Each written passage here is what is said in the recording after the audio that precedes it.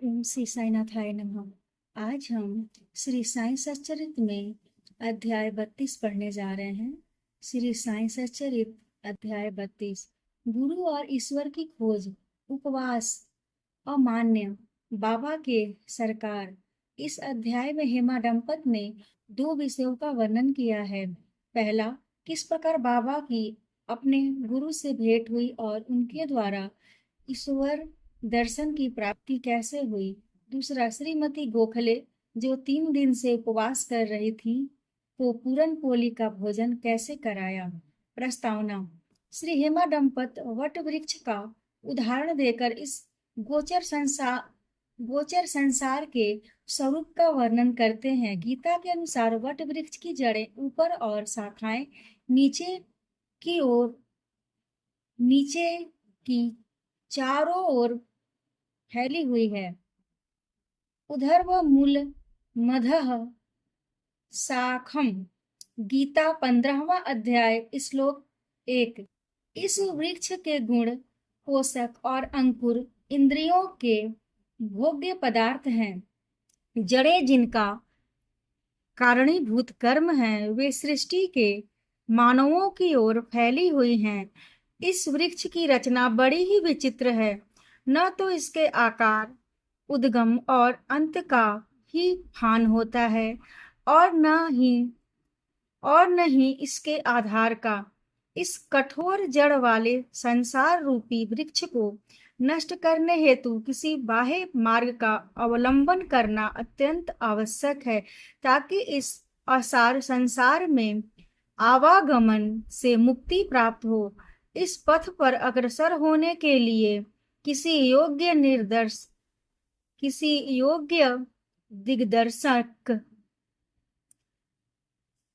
दिग्दर्शक गुरु की नितांत आवश्यकता है। चाहे कोई कितना ही विद्वान अथवा वेद और वेदांत में पारंगत क्यों न हो, वह अपने निर्दिष्ट स्थान पर नहीं पहुंच सकता है जब तक कि उसकी सहायतार्थ कोई योग्य पथ प्रदर्शक न मिल जाए, जिसके पद चिन्हों का अनुसरण करने से ही मार्ग में मिलने वाले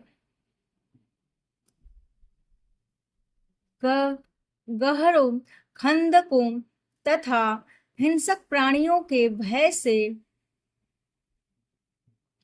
मुक्त हुआ जा सकता है। इस विधि से ही संसार यात्रा सुगम तथा कुशलता पूर्वक पूर्ण हो सकती है। इस विषय में बाबा का अनुभव जो उन्होंने स्वयं बतलाया, वास्तव में आश्चर्यजनक है। यदि हम उसका ध्यान पूर्वक अनुसरण करें तो हमें निश्चय ही श्रद्धा, भक्ति और मुक्ति प्राप्त होगी। अन्वेषण। एक समय हम 4 सहयोगी मिलकर धार्मिक एवं अन्य पुस्तकों का अध्ययन कर रहे थे। इस प्रकार प्रबुद्ध होकर हम लोग ब्रह्मा के मूल स्वरूप पर विचार करने लगे। एक ने कहा कि हमें स्वयं की ही जागृति करनी चाहिए, दूसरों पर निर्भर रहना हमें उचित नहीं। इस पर दूसरे ने कहा, जिसने मनोनिग्रह कर लिया वह धन्य है।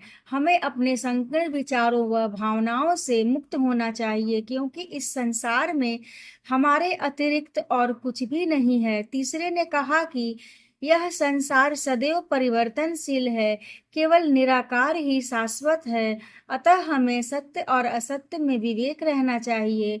तब चौथा स्वयं बाबा ने कहा कि केवल पुस्तकीय ज्ञान से कोई लाभ नहीं, हमें तो अपना कर्तव्य करते रहना चाहिए। दृढ़ विश्वास और पूर्ण निष्ठा पूर्वक हमें अपना तन, मन, धन और पंच प्राण आदि सर्वव्यापक गुरुदेव को अर्पण कर देने चाहिए। गुरु भगवान है, सबका पालनहार है। इस प्रकार वाद विवाद के उपरांत हम चारों सहयोगी वन में ईश्वर की खोज पर निकले। हम 4 विद्वान बिना किसी से सहायता लिए केवल अपनी स्वतंत्र बुद्धि से ही ईश्वर की खोज करना चाहते थे। मार्ग में हमें एक बंजारा मिला, जिसने हम लोगों से पूछा कि हे सज्जनों, इतनी धूप में आप लोग किस ओर प्रस्थान कर रहे हैं। प्रत्युत्तर में हम लोगों ने कहा कि वन की ओर। उसने पुनः पूछा, कृपया यह तो बतलाइए कि वन की ओर जाने का उद्देश्य क्या है। हम लोगों ने उसे टाल मटोल वाला उत्तर दे दिया। हम लोगों को निरुद्देश्य सघन भयानक जंगलों में भटकते देखकर उसे दया आ गई। तब उसने अति विनम्र होकर हम लोगों से निवेदन किया कि आप अभी गुप्त खोज का हेतु चाहे मुझे न बतलाएं, किंतु मैं प्रत्यक्ष देख रहा हूं कि मध्याह्न के प्रचंड मार्तंड की तीव्र किरणें की उष्णता से आप लोग अधिक कष्ट पा रहे हैं।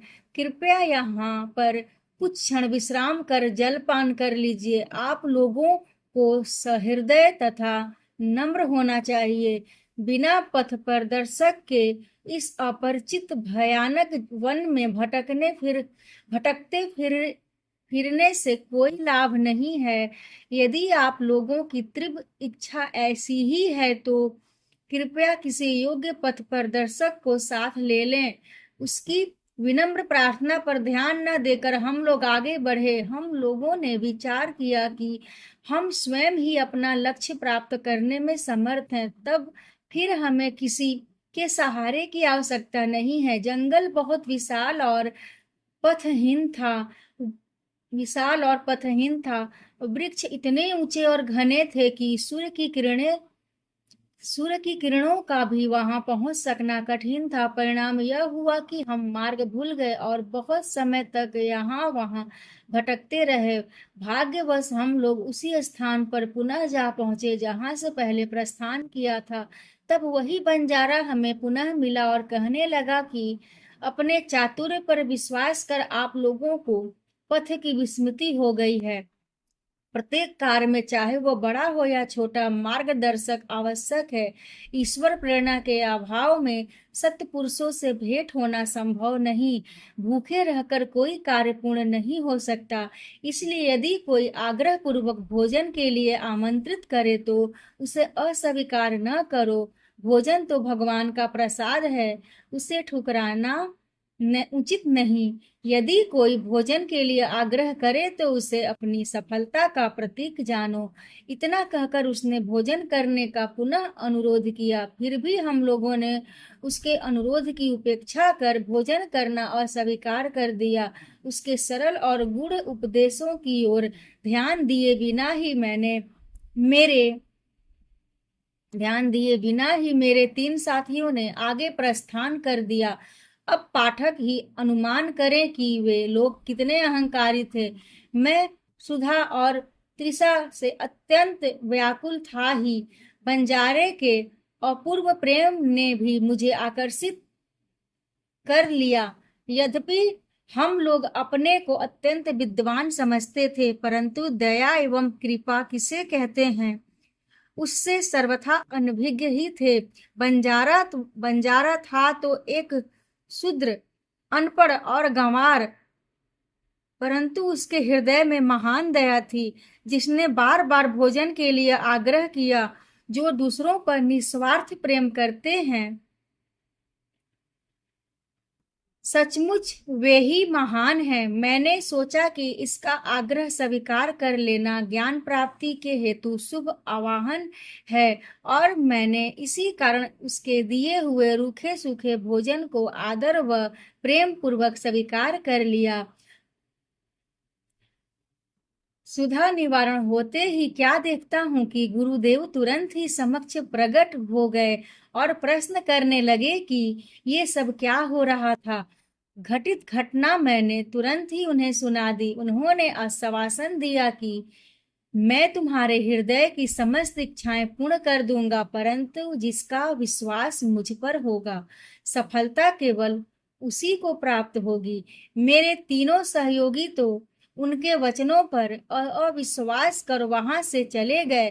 तब मैंने उन्हें आदर सहित प्रणाम किया और उनकी आज्ञा मानना स्वीकार कर लिया। तत्पश्चात वे मुझे एक कुएं के समीप ले गए और रस्सी से मेरे पैर बांधकर मुझे कुएं में उल्टा लटका दिया। मेरा सिर नीचे और पैर ऊपर थे।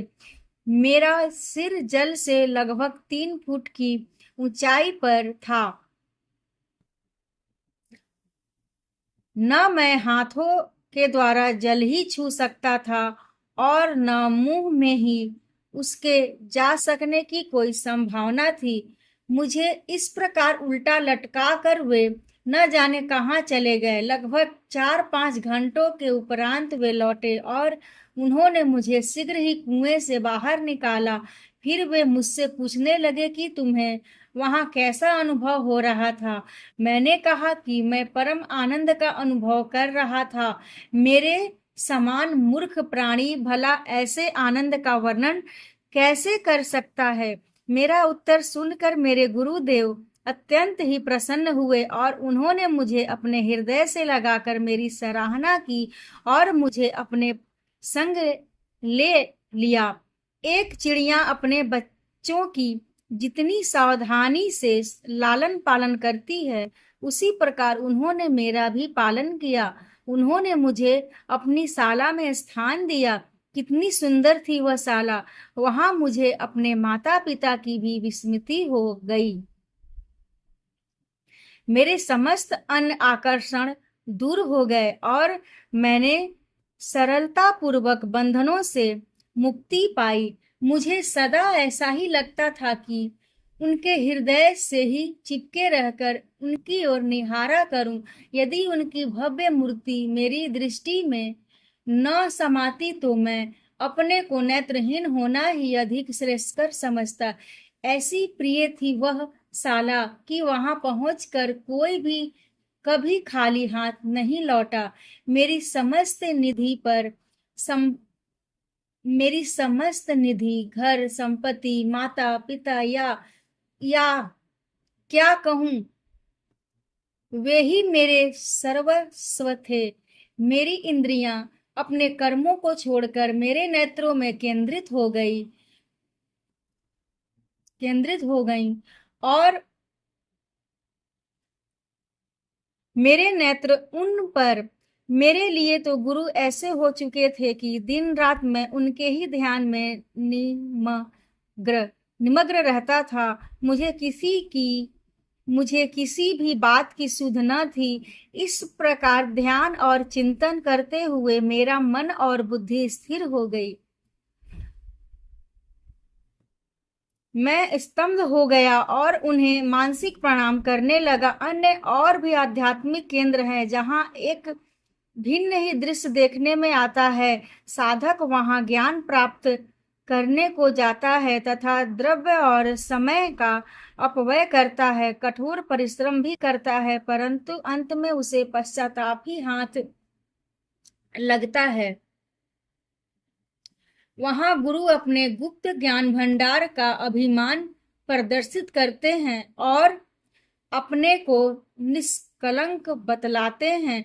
वे अपनी पवित्रता और शुद्धता का अभिनय तो करते हैं, परंतु उनके अंतःकरण में दया लेस माद भी नहीं होती है। वे उपदेश अधिक देते हैं और अपनी कीर्ति का स्वयं ही गुणगान करते हैं, परंतु उनके शब्द हृदय वेधी नहीं होते। इसलिए साधकों को संतोष प्राप्त नहीं होता। जहाँ तक आत्मदर्शन का प्रश्न है, वे उससे कोसों दूर होते हैं। इस प्रकार के केंद्र साधकों को उपयोगी कैसे सिद्ध हो सकते हैं और उनसे किसी उन्नति की आशा कोई कहाँ तक कर सकता है। जिस गुरु के श्री चरणों का मैंने अभी वर्णन किया है, वे भिन्न प्रकार के ही थे। केवल उनकी कृपा दृष्टि से मुझे स्वतः ही अनुभूति प्राप्त हो गई तथा मुझे न कोई प्रयास और न ही कोई विशेष अध्ययन करना पड़ा। मुझे किसी भी वस्तु के खोजने की आवश्यकता नहीं पड़ी, वरन प्रत्येक वस्तु मुझे दिन के प्रकाश के समान उज्जवल दिखाई देने लगी। केवल मेरे वे गुरु ही जानते थे कि किस प्रकार उनके द्वारा कुएं में मुझे उल्टा लटकाना मेरे लिए परमानंद का कारण सिद्ध हुआ। उन 4 सहयोगियों में से एक महान कर्मकांडी था। किस प्रकार कर्म करना और उससे अलिप्त रहना यह उसे भली भांति ज्ञात था। दूसरा ज्ञानी था जो सदैव ज्ञान के अहंकार में चूर रहता था। तीसरा ईश्वर भक्त था जो कि अनन्य भाव से भगवान के शरणागत हो चुका था तथा उसे ज्ञान था कि ईश्वर ही करता है। जब वे इस प्रकार विचार विनिमय कर रहे थे तभी ईश्वर संबंधी प्रश्न उठ पड़ा तथा वे बिना किसी से सहायता प्राप्त किए अपने स्वतंत्र ज्ञान पर निर्भर रहकर ईश्वर की खोज में निकल पड़े। श्री साईं जो विवेक और वैराग्य की प्रत्यक्ष मूर्ति थे, उन चारों लोगों में सम्मिलित थे। यहाँ कोई शंका कर सकता है कि जब साईं स्वयं ही ब्रह्मा के अवतार थे तब वे उन लोगों के साथ क्यों सम्मिलित हुए और क्यों उन्होंने ऐसा आचरण किया स्वयं अवतार होते हुए भी। और यह दृढ़ धारणा कर कि अन्य ही यह दृढ़ धारणा कर कि अन्य ही ब्रह्मा है, उन्होंने एक शूद्र बंजारे के भोजन को सहर्ष स्वीकार कर लिया तथा बंजारे के भोजन के आग्रह की उपेक्षा करने और बिना गुरु के ज्ञान प्राप्त करने वालों की क्या दशा होती है, इसका उनके समक्ष एक उदाहरण प्रस्तुत किया। श्रुति तैत्तरीय उपनिषद का कथन है कि हमें माता पिता तथा गुरु का आदर सहित पूजन कर धार्मिक ग्रंथों का अध्ययन करना चाहिए। ये चित्त शुद्धि के मार्ग हैं और जब तक चित्त की शुद्धि नहीं होती तब तक आत्मानुभूति की आशा व्यर्थ है। आत्मा इंद्रियों, मन और बुद्धि के परे है। इस विषय में ज्ञान और तर्क हमारी कोई सहायता नहीं कर सकते। केवल गुरु की कृपा से ही सब कुछ संभव है। धर्म, अर्थ और काम की प्राप्ति अपने प्रयत्न से हो सकती है, परंतु मोक्ष की प्राप्ति तो केवल गुरु कृपा से ही संभव है। श्री साईं के दरबार में तरह तरह के लोगों का दर्शन होता था। देखो, ज्योतिषी लोग आ रहे हैं और भविष्य का बखान कर रहे हैं। दूसरी ओर राजकुमार, श्रीमान, संपन्न और निर्धन, सन्यासी, योगी और गवैये दर्शनार्थ चले आ रहे हैं। यहाँ तक कि एक अति शूद्र भी दरबार में आता है और प्रणाम करने के पश्चात कहता है कि साईं ही मेरे माँ या बाप हैं और वे जन्म मृत्यु के चक्र से मेरा छुटकारा कर देंगे। और भी अनेकों तमाशा करने वाले, कीर्तन करने वाले, अंधे, पंगु, नाथ पंथी, नर्तक व अन्य मनोरंजन करने वाले दरबार में आते थे, जहां उनका उचित मान किया जाता था। और इसी प्रकार उपयुक्त समय पर वह बंजारा भी प्रकट हुआ और जो अभिनय उसे सौंपा गया था उसने उसको पूर्ण किया। हमारे विचार से कुएं में 4-5 घंटे उल्टे लटके रहना इसे सामान्य घटना नहीं समझना चाहिए, क्योंकि ऐसा कोई बिरला ही होगा जो इस प्रकार इतने अधिक समय तक रस्सी से लटकाए जाने पर कष्ट का अनुभव न कर परमानंद का अनुभव करे। इसके विपरीत उसे पीड़ा होने की ही संभावना अधिक है। ऐसा प्रतीत होता है कि समाधि अवस्था का ही यहाँ चित्रण किया गया है। आनंद 2 प्रकार के होते हैं, प्रथम ऐन्द्रिक और द्वितीय आध्यात्मिक। ईश्वर ने हमारी इंद्रियों व तन मन की प्रवृत्तियों ईश्वर ने हमारी इंद्रियों व तन मन की प्रवृत्तियों की रचना बाह्यमुखी की है। और जब वे इंद्रियां और मन अपने विषय पदार्थों में संलग्न होती हैं तब हमें इंद्रिय चैतन्यता प्राप्त होती है, न कि परमानंद का। जब इंद्रियों और मन को उसके विषय पदार्थों से हटाकर अंतर्मुख कर आत्मा पर केंद्रित किया जाता है तब हमें आध्यात्मिक बोध होता है और उस समय के आनंद का मुख से वर्णन नहीं किया जा सका। मैं परमानंद में था तथा उस समय का वर्णन मैं कैसे कर सकता हूँ। इन शब्दों से ध्वनित होता है कि गुरु ने उन्हें समाधि अवस्था में रहकर चंचल इंद्रियों और मन रूपी जल से दूर रखा। उपवास और श्रीमती गोखले बाबा ने स्वयं कभी उपवास नहीं किया, नहीं उन्होंने दूसरों को करने दिया। उपवास करने वालों का मन कभी शांत नहीं रहता। तब उन्हें परमार्थ की प्राप्ति कैसे संभव है? प्रथम आत्मा की तृप्ति होना आवश्यक है। भूखे रहकर ईश्वर की प्राप्ति नहीं हो सकती।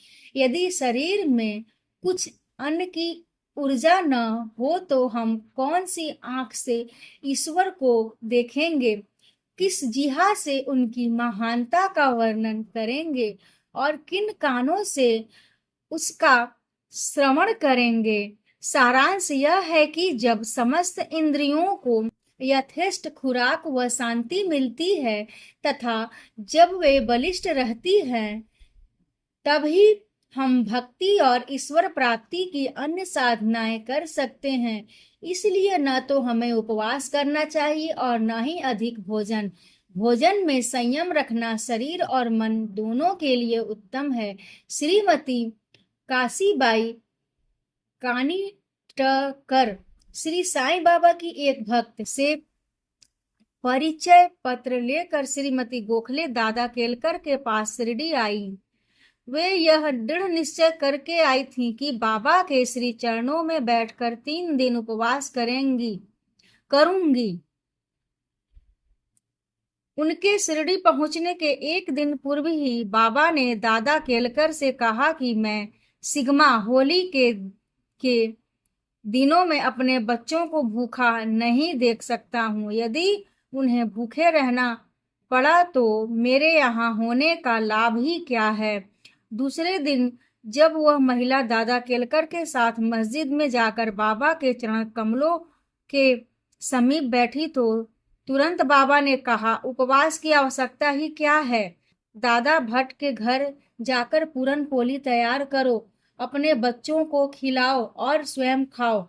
वे होली के दिन थे और इस समय श्रीमती केलकर मासिक धर्म से थी। दादा भट्ट के घर में रसोई बनाने के लिए कोई न था और इसलिए बाबा की युक्ति बड़ी सामयिक थी। श्रीमती गोखले ने दादा भट्ट के घर जाकर भोजन तैयार किया और दूसरों को भोजन कराकर स्वयं भी खाया। कितनी सुंदर कथा है और कितनी सुंदर उसकी शिक्षा। बाबा के सरकार बाबा ने अपने बचपन की एक कहानी का इस प्रकार वर्णन किया। जब मैं छोटा था तब जीविका उपार्जनार्थ में बीड़ गांव आया। वहां मुझे जरी का काम मिल गया और मैं पूर्ण लगन व उम्मीद से अपना काम करने लगा। मेरा काम देखकर सेठ बहुत ही प्रसन्न हुआ। मेरे साथ 3 लड़के और भी काम करते थे। पहले का काम 50 रुपए का, दूसरे का काम 100 रुपए का और तीसरे का काम 150 रुपए का था। मेरा काम उन तीनों से दुगना हो गया। मेरी निपुणता देखकर सेठ बहुत ही प्रसन्न हुआ। वह मुझे अधिक चाहता था और मेरी प्रशंसा भी करता रहता था। उसने मुझे एक पूरी पोशाक प्रदान की जिसमें सिर के लिए एक पगड़ी और शरीर के लिए एक सेला भी था। मेरे पास वह पोशाक वैसी ही रखी रही। मैंने सोचा कि जो कुछ मनुष्य निर्मित है वह नाशवान और अपूर्ण है, परंतु जो कुछ मेरे सरकार द्वारा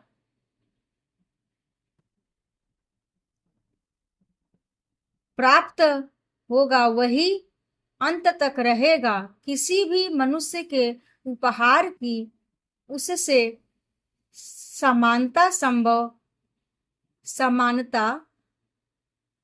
किसी भी मनुष्य के उपहार की उससे समानता संभव नहीं है। मेरे सरकार कहते हैं, ले जाओ। लोग मेरे पास आकर रहते हैं, मुझे दो मुझे दो, परंतु जो कुछ मैं कहता हूँ उसके अर्थ पर कोई ध्यान देने का प्रयत्न नहीं करता। मेरे सरकार का खजाना आध्यात्मिक भंडार भरपूर है और वह बह रहा है। मैं तो कहता हूँ कि खोद कर गाड़ी में भर कर ले जाओ।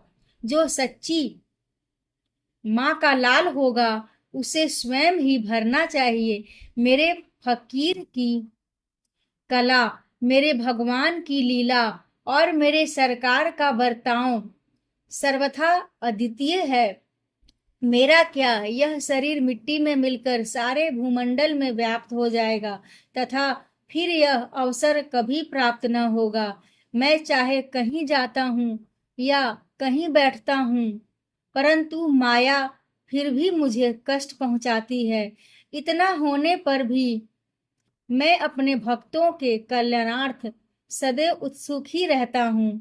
जो कुछ भी कोई करता है, एक दिन उसका फल उसको अवश्य प्राप्त होगा, और जो मेरे इन वचनों को याद रखेगा उसे मौलिक आनंद की प्राप्ति होगी।